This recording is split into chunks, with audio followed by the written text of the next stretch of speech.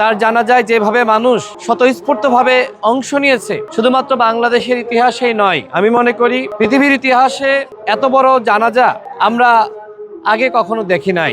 দেশনেত্রী বেগম খালেদা জিয়া তিনি আমাদের ছেড়ে বিদায় নিয়েছেন। আজকে শ্রদ্ধা নিবেদন করার জন্য আমরা এসেছি এবং আল্লাহর কাছে দোয়া করেছি, মহান আল্লাহ রাব্বুল আলামিন যেন তার সমস্ত ভুলভ্রান্তি ক্ষমা করে দেন এবং জান্নাতবাসী করেন।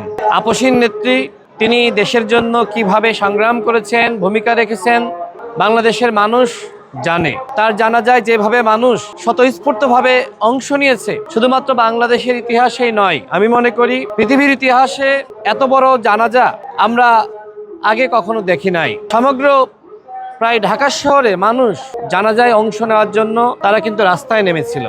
অর্থাৎ আপসীন নেত্রীর প্রতি মানুষের যে ভালোবাসা, এই ভালোবাসা আমরা দেখেছি। তিনি আধিপত্যবাদ এবং আগ্রাসনের বিরুদ্ধে লড়াই করেছেন, তিনি ফ্যাসিবাদের বিরুদ্ধে লড়াই করেছেন। কখনোই তিনি আপোষকামী ছিলেন না। যদি তিনি আপোষ করতেন তাহলে এইভাবে তিনি দীর্ঘ সময় কারারুদ্ধ থাকতেন না এবং অসুস্থ হয়ে এইভাবে আমাদের ছেড়ে বিদায় নিতেন না। আমরা প্রত্যাশা করেছিলাম অন্তত আগামী ফেব্রুয়ারি মাসে যে নির্বাচন হবে, সেই নির্বাচন তিনি পর্যবেক্ষণ করবেন এবং জাতির অভিভাবক হিসেবে ভূমিকা পালন করবেন। কিন্তু আল্লাহ আমাদের থেকে তাকে নিয়ে গেছেন।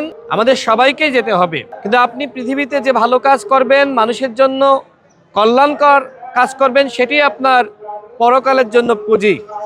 আমি আজকে তার জন্য দোয়া করতে এসেছি, শ্রদ্ধা নিবেদন করেছি এবং বিশেষ করে আমাদের শহীদ প্রেসিডেন্ট জিয়াউর রহমান, তিনি যে আদর্শিক রাজনীতি বাংলাদেশে শুরু করেছিলেন এবং সেই আদর্শের বার্তাবাহক হিসেবে বেগম খালেদা জিয়া তিনিও রাষ্ট্র গঠনে কাজ করেছেন।